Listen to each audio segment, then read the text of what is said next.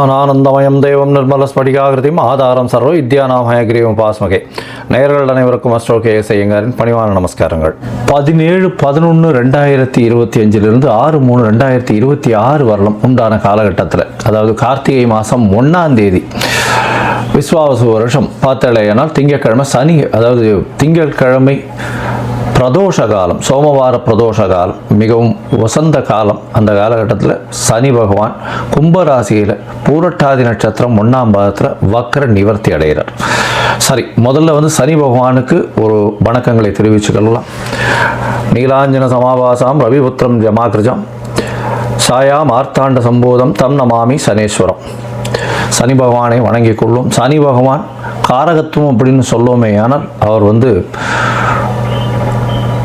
பொதுவாகவே சனி பகவானை ஆயுள் காரகன் அப்படின்னு ஜோதிட சாஸ்திரம் சொல்கிறது. ஆயுள் காரகன், அதை தவிர உங்களுடைய வேலை, அதை தவிர உங்களுடைய 10ஆம் இடம்னு சொல்லக்கூடிய பதவி, புகழ், அந்தஸ்து, கௌரவம், இது எல்லாத்துக்குமே அவர் தான் காரகத்துவத்தை கொடுக்குறார்.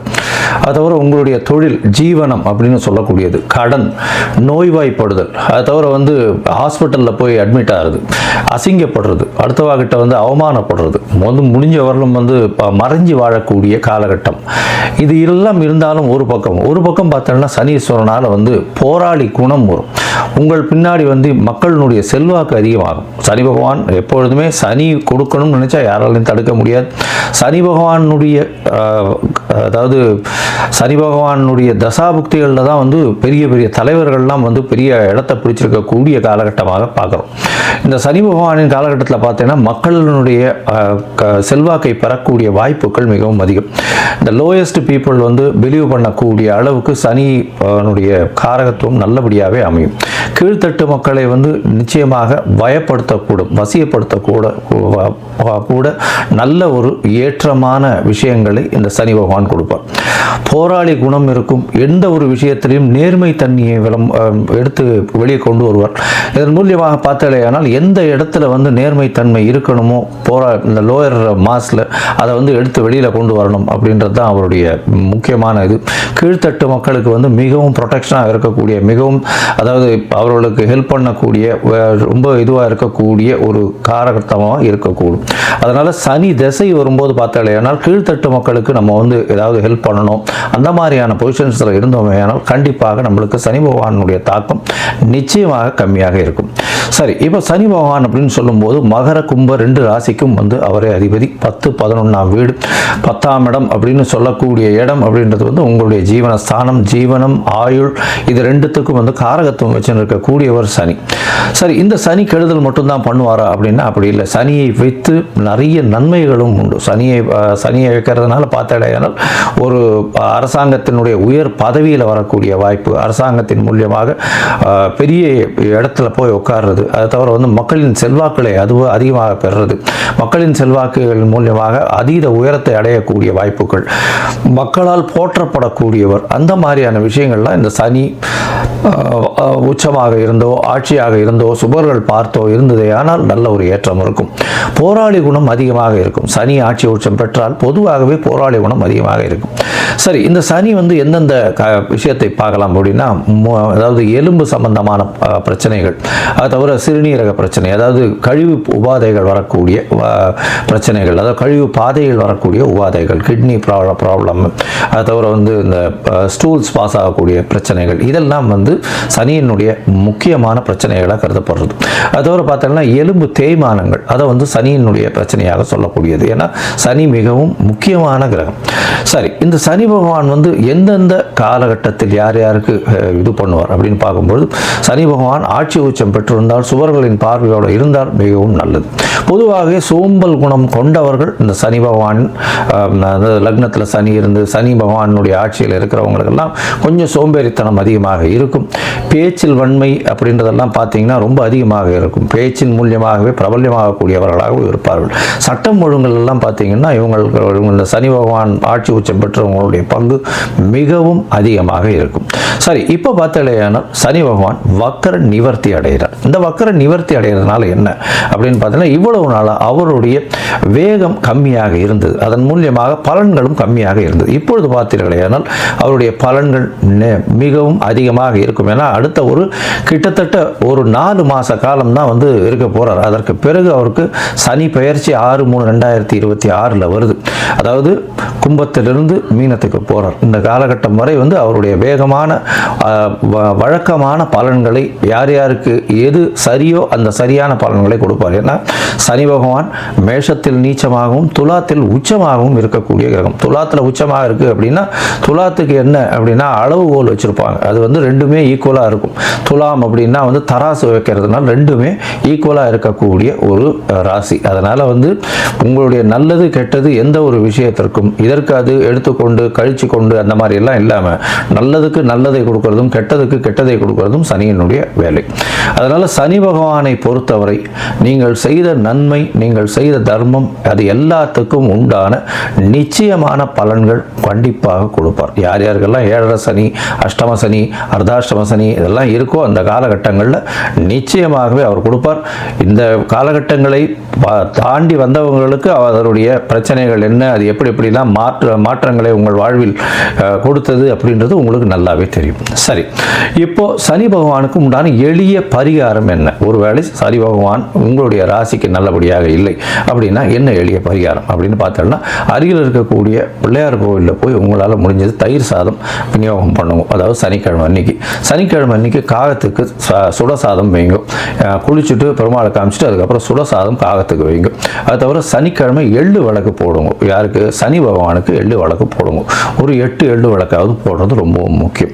8 பிரதட்சணம் வர்றதும் ரொம்பவும் முக்கியம். அது தவிர பார்த்தோம்னா சனி பகவான் அப்படின்னு சொல்லும் போதே காகத்துக்கு உண்டான விஷயங்கள், காகத்துக்கு உண்டானது, அதாவது சாதம் வைக்கிறது, காகத்துக்கு உண்டான வடித்த சாப்பாடு, புது சாதம் வந்து சனிக்கிழமை வைக்கிறது ரொம்பவுமே முக்கியம். அது தவிர தோல் சம்பந்தப்பட்ட, இரும்பு சம்பந்தப்பட்ட தானங்கள் கொடுங்க உங்களால் முடிஞ்சது.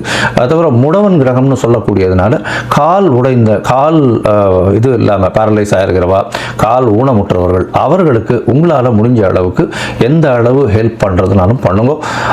சாப்பாடு பணம் மட்டும் கொடுக்காதீங்க. ஏன்னா இந்த காரகத்துவத்துக்கு நீங்கள் தானம் கொடுக்க வேண்டியதுன்னு பார்த்தேன்னா நல்லெண்ணெய் கொடுக்கலாம், தயிர் சாதம் கொடுக்கலாம், கருப்பு துணி கொடுக்கலாம்.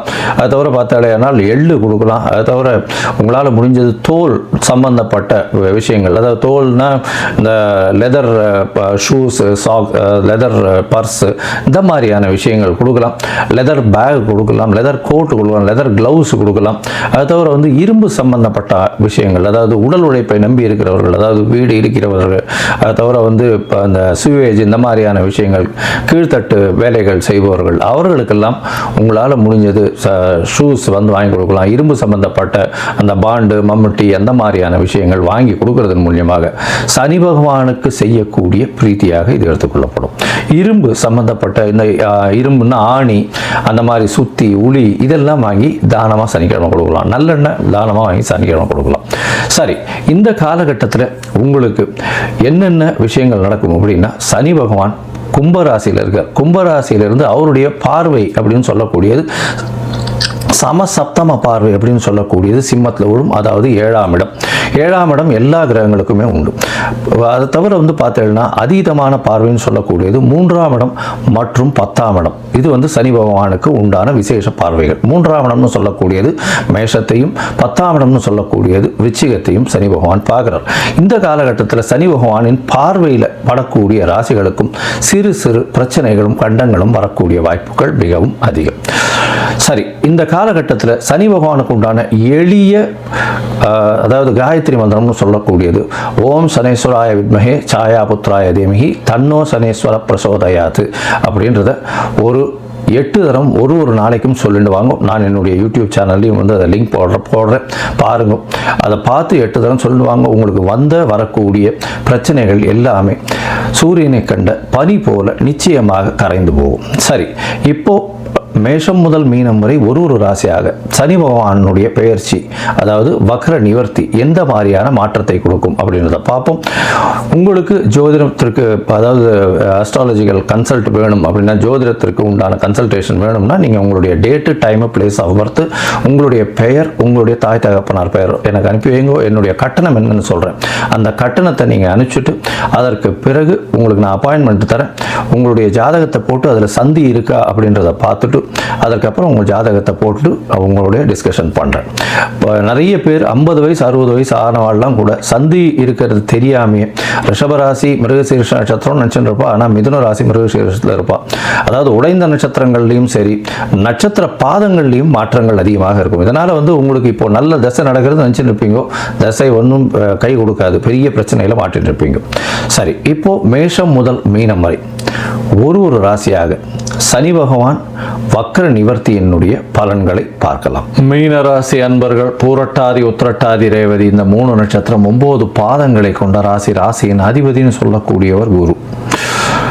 சரி, இப்போ சனி பகவானுடைய மாற்றங்கள், அதாவது வக்ர நிவர்த்தி அடையக்கூடிய காலம் 17/11/2025 6/3/2026 வரலும் உண்டான காலகட்டம். இந்த காலகட்டத்தில் பார்த்தீங்கன்னா சனி பகவான் உங்களுடைய ராசிக்கு 12ஆம் இடத்துல, அதாவது கும்ப ராசியில் பூரட்டாதி நட்சத்திரம் 1ஆம் பாதத்தில் வக்ர நிவர்த்தியார். இது என்ன சார் செய்யும் அப்படின்னா, 12ஆம் இடத்தில் இருக்கக்கூடிய சனி பகவான் இவ்வளவு நாள் அவங்களுக்கு 7.5 சனி கொஞ்சம் பிரச்சனைகள் கம்மியாக இருந்தது. அதனால் இப்போ 7.5 சனி முழுக்க ஆரம்பம், அதாவது ஆரம்பம் இல்லை, அதாவது 6 மாதம் நடுவில் ஒரு 3-4 மாதம் அவர் வக்கரத்தில் இருந்ததுனால பெரிய பிரச்சனைகள் தெரியல. இப்போ சில பிரச்சனைகள் வெளியில் வரும். என்ன வெளியில் வரும் அப்படின்னா, 12ஆம் இடத்துல இருக்கக்கூடிய சனி பகவான் உங்களை வீட்டை விட்டு நாட்டை விட்டு வெளியில் போகக்கூடிய வாய்ப்புகளை கொடுப்பார். அதாவது வெளிநாடு வெளியூர் போகக்கூடிய யோகத்தை கண்டிப்பாக கொடுப்பார். இதன் மூலியமாக அதீதமான அலைச்சல் வரக்கூடிய வாய்ப்புகள் இருக்கும்.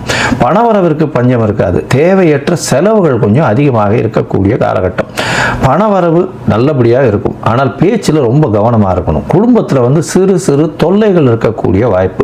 கணவன் மனைவிக்குள்ள ஒரு அந்யோன்யம் இருக்கக்கூடிய வாய்ப்புகள் கம்மி. ஏன்னா பேச்சில் பிரச்சனை வரும். அது தவிர குடும்பத்தில் கணவன் மனைவிக்குள்ள பேச்சில் விவாதங்கள் வரக்கூடிய வாய்ப்பு உண்டு. உங்களுடைய 12ஆம் இடத்துல சனி பகவான் ஆட்சி பெற்று போய் இருக்கிறதுனால கண்டிப்பாக குடும்பத்தை விட்டு பிரிந்து செல்லக்கூடிய காலகட்டமாக அமைய போகிறது. உங்களுடைய ராசிக்கு பார்த்தோம்னா, உங்களுடைய ராசிக்கு 2ஆம் இடத்தை பார்க்குறார் சனி பகவான். அதை தவிர உங்களுடைய ராசிக்கு 6ஆம் இடத்தை பார்க்குறார்.